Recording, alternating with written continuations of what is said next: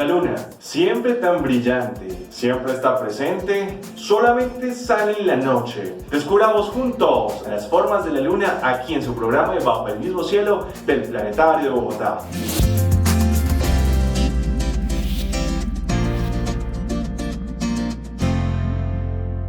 Antes de hablar de las formas o las fases de la luna, tenemos que hablar de qué es la luna. La luna es nuestro satélite natural. Dice ese satélite natural a ese objeto que orbita alrededor de un planeta. En este caso, la luna es el satélite natural de nuestro planeta Tierra. Ahora bien, la luna no siempre se ha llamado así. Incluso tiene diferentes nombres, dependiendo de la cultura o la visión de diferentes pueblos en la Tierra. Si hiciéramos un ejercicio muy juiciosos, de, en este caso, ver a la luna continuamente, nos daremos cuenta que no siempre aparece a la misma hora y que además la podemos ver en el día. Es más, vemos que las estrellas, los planetas, el sol siempre salen por el oriente y se ocultan por el occidente. Pues la luna también sale de oriente a occidente. Pero ¿no les ha pasado que cuando ustedes miran a la luna y van caminando pareciera que lo siguiera? Pues es una ilusión. Sí, es una ilusión porque imagínate que la luna también se mueve. Sí, todo en el cosmos se mueve, incluyendo a la luna.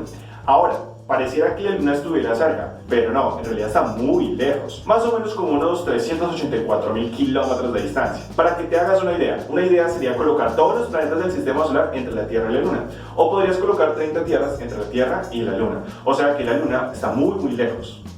Cuando tú observas la luna, te vas a dar cuenta que no siempre sale a la misma hora, como tal vez lo hace el sol en promedio. El sol en promedio sale a las 6 de la mañana por el oriente y se oculta a las 6 de la tarde hacia el occidente. Lo mismo pasa con las estrellas, también salen por el oriente y se ocultan por el occidente. Con la luna, por ejemplo, si la vas a ver hoy, digamos que sale a las 6 de la tarde hacia las montañas, Monserrate y Guadalupe. Se oculta a las 6 de la mañana del otro día. Mañana sales a las 6 y ya no está.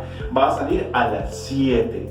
La luna dura 12 horas en el cielo, pero cada día tiene un retraso de 1 hora. Bueno, siendo exactos y precisos serían como 50 minutos 29 segundos. Pero mira que a medida que vamos viendo que sale 1 hora tarde, también no se ve de la misma forma, hay algo que cambia allí. Hay momentos que está como más iluminada y hay momentos donde no está iluminada, o hay momentos que ni siquiera se ve. Este se les conoce como las fases de la luna. ¿Y qué son las fases de la luna? Un juego donde hay luz y no hay luz. Por ejemplo, cuando va aumentando la luz se llaman las fases crecientes, porque está aumentando la luz en la luna. Cuando tiene mucha luz se llama luna llena.